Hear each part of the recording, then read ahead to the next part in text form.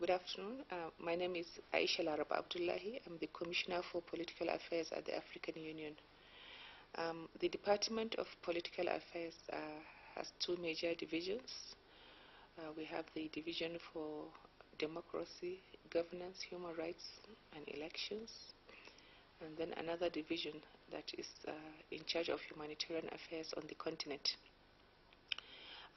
As a priority activity of the department is to ensure that the African governance architecture and platform, which have both come into full force, are accelerated, because we believe that through the African governance architecture, issues pertaining to the quality of governance on the continent can be addressed.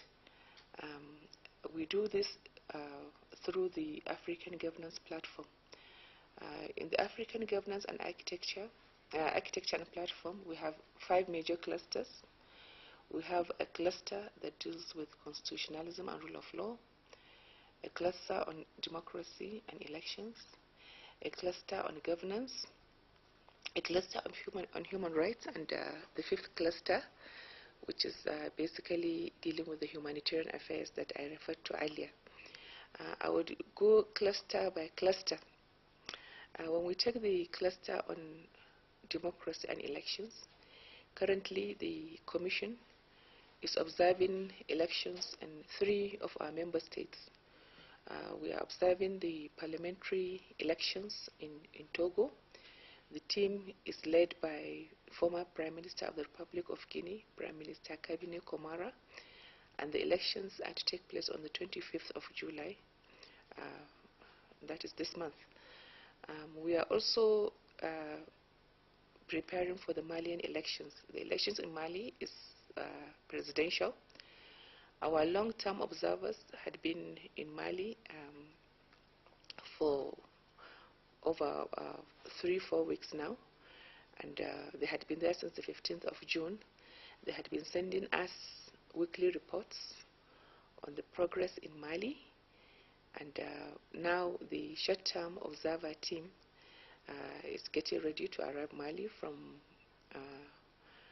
today, tomorrow, by tomorrow and next tomorrow.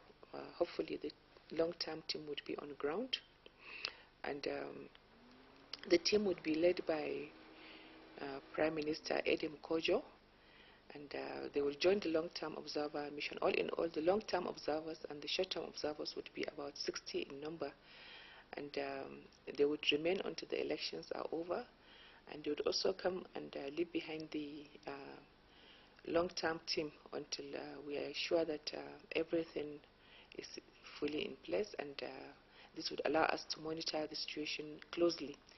In Mali, we also have the human rights observers that are coordinated by the department. They have also been in Mali for over 3 months now, and they have been sending to us periodic reports.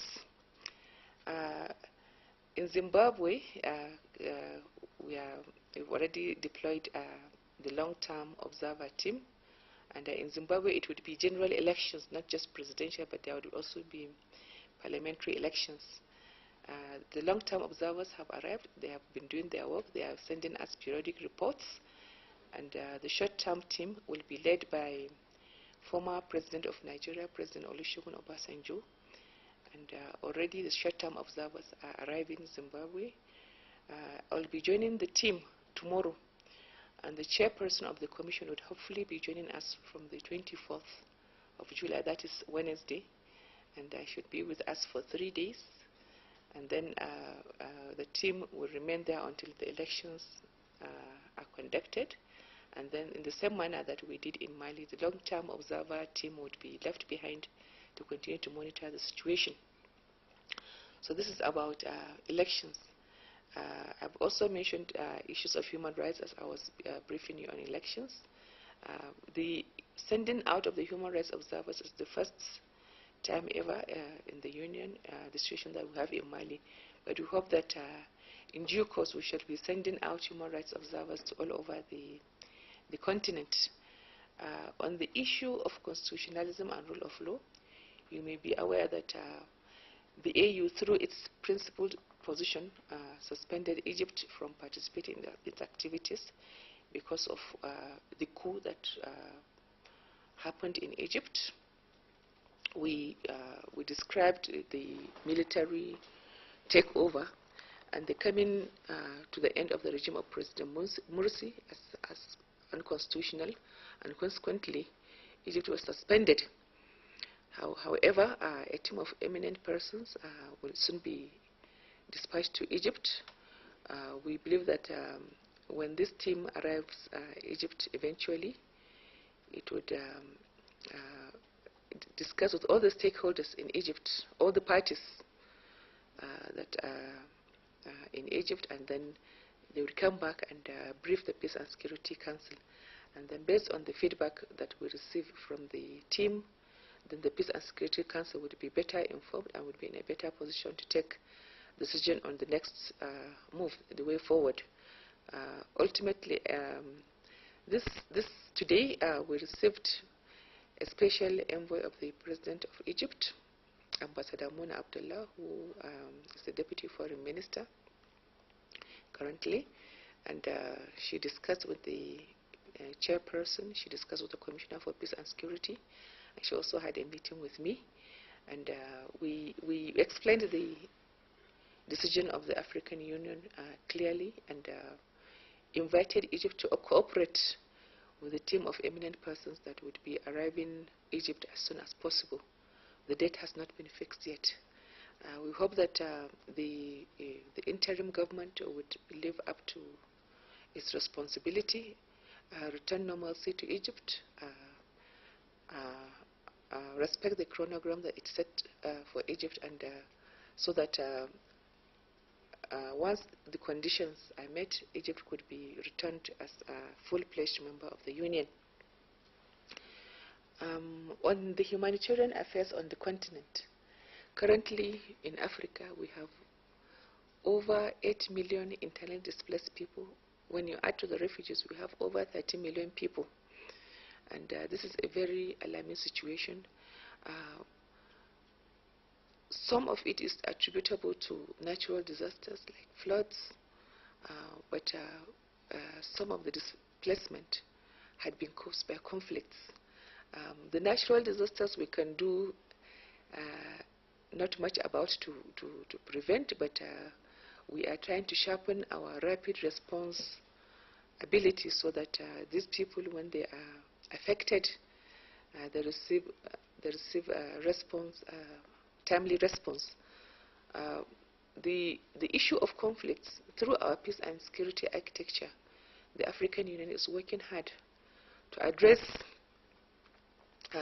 the issue of conflicts, the crisis on the continent, so that when we resolve these problems, hopefully the number of displaced people and refugees due to crisis would come down. But currently we have a lot of issues to do in the Congo, between the two Sudans. There's a lot of issues of displacement in Mali. We hope that when we have the elections, the issue of displacement could be addressed. When we have an elected government, it would come and rebuild the institutions, and we could have a stable Mali. And all over the continent, the African Union is working hard to address these situations. As also part of our humanitarian activity is addressing the issue of statelessness. This is a reality in some of our member states. There are people that have no countries that they actually belong to. We are also saddled with the mandate of promoting the free movement of people across the continent. That is why we welcome the decision by Rwanda to provide Africans with visa on arrival. We hope other member states would follow suit. The ECA, Central African states, have also recently launched free movement of people across the region. ECOWAS had been doing that for quite some time. We hope, but our ultimate aim is to ensure that all across the continent people are able to move freely, and of course this would have a great impact on the trade and development generally on the continent. We are also trying to ensure that our instruments that are our guiding principles, especially the African Charter on Democracy, Elections and Governance, are ratified. Currently, out of our 54 member states, we only have 20 ratifications. So we are advocating that this beautiful charter should be ratified by more and more of our member states. Of course, the aim is universal ratification from all our member states. Thank you.